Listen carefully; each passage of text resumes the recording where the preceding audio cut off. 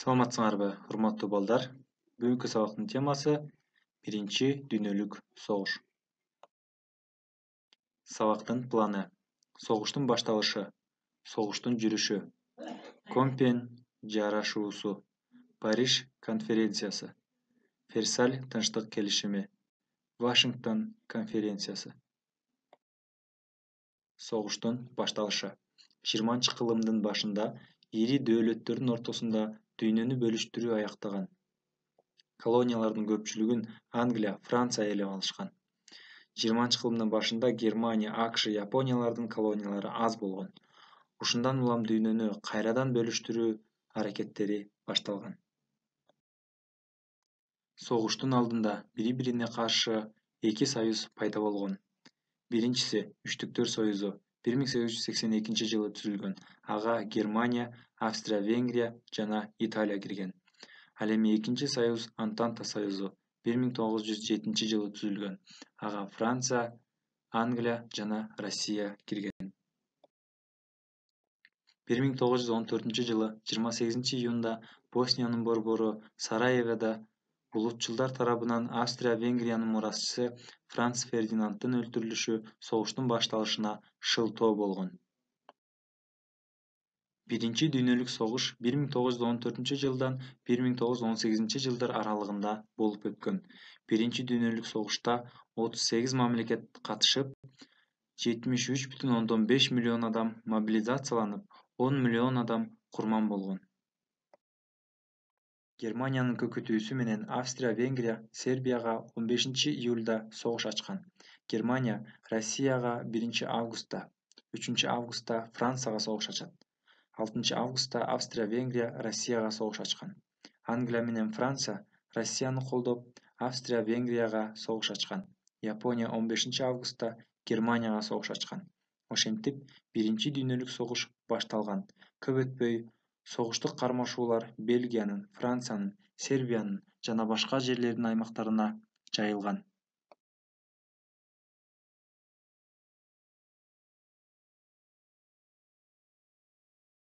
Согуштун жүрүшү: Германия Үчтүктөр союзуна Түркияны кошкон. Алар Кара деңизге немецтик аскерлерин киргизип, Одесса, Севастополь, Новороссийск жана башка шаарларына кирген. Англиянын согушка кириши деңиздик блокаданы пайда кылды.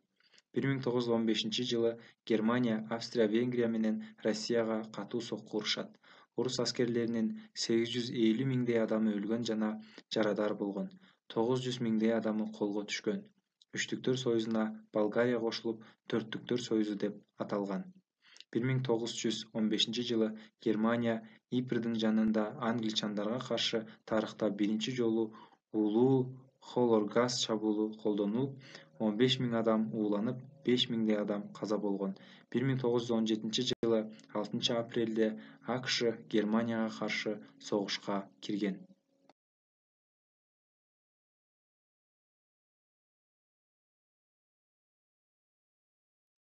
Брест тынчтык келишими: 1918-жылы мартта Германия менен Россиянын ортосунда Брест тынчтык келишими түзүлөт. Келишим боюнча Россия Украинадан, Финляндия жана Балтика боюндагы мамлекеттеринен баш тарткан. Түркияга Крас, Ардаган, Батуми аймактарын берүүгө 6 миллиард марка суммасындагы репарация, согуштук чыгымдарды төлөөгө мажбур болгон.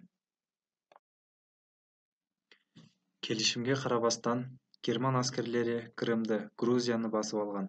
Румыния 1918-жылы Бессарабияны басып алат. Советтик Россияга каршы Франция, Англия, Япония чет элдик интервенцияны баштайт. Компьен келишими: жеңилип баратканына көзү жеткен Германиянын аскер башчысы Гинденбург императорго тынчтык жөнүндө сүйлөшүүлөрдү баштоону сунуш кылган. 1918-жылы күзүндө согуштан Болгария, Австрия-Венгрия, Осман империясы чыгат. 1918-жылы 11-ноябрда Компьен токойунда жеңилген Германия менен АКШ, Улуу Британия, Франция жана башка өлкөлөрдүн ортосунда жарашууга кол коюлуп, биринчи дүйнөлүк согуш аяктайт. Париж конференциясы: жеңген өлкөлөр менен жеңилген өлкөлөрдүн ортосундагы тынчтык келишимдеринин долбоорун иштеп чыгуу максатында 1918-жылы 18 январда Париж конференциясы башталып, 1920-жылдын 21 январына чейин созулган. Бул конференцияга Россия чакырылган эмес. Париж конференциясында Финляндия 1917-жылы 31 декабрда эгемендүүлүк алган. Эстония, Латвия, Литва мамлекеттери 1919-20 жылдар аралыгында мамлекет катары таанылган. Австрия жана Венгрия экиге бөлүнгөн. Улуттар лигасы түзүлгөн.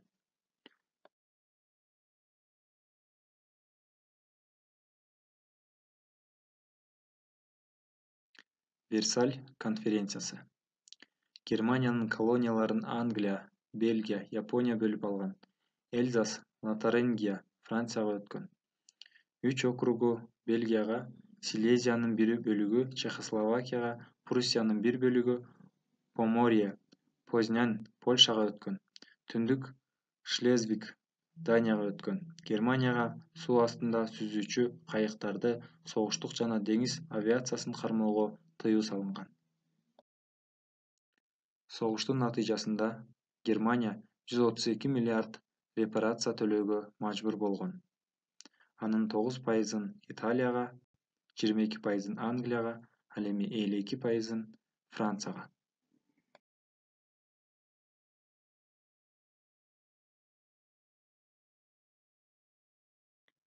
Вашингтон конференциясы 1921-жылдын 12-ноябрынан 1922-жылдын 6-февраль аралыктарында болуп өткөн. Вашингтон конференциясына Улуу Британия, Франция, Америка Кошмо Штаттары, Япония, Кытай, Италия жана башка өлкөлөр катышкан. Вашингтон конференциясына Советтик Россия чакырылган эмес. Эл аралык мамилелерде жарыша куралданууну чектөө жөнүндө Кытайдын аймагынын бүтүндүгүн таануу, аны бөлүштүрүүгө умтулбоо тууралуу макулдашылышкан.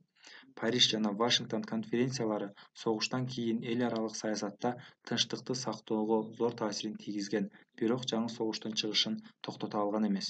Кийинчерээк Германия Улуттар лигасына кабыл алынып, репарациясын азайтышкан. Батыш өлкөлөрү Советтик Россияны таанышкан. Үйгө тапшырма үчүн суроолор. Биринчи дүйнөлүк согуштун чыгышынын себеби эмнеде болгон жана шылтоосу эмне эле? Согуштук аракеттер кандай фронттордо жүргөн? Компьен жарашуусунун шарттары кандай болгон?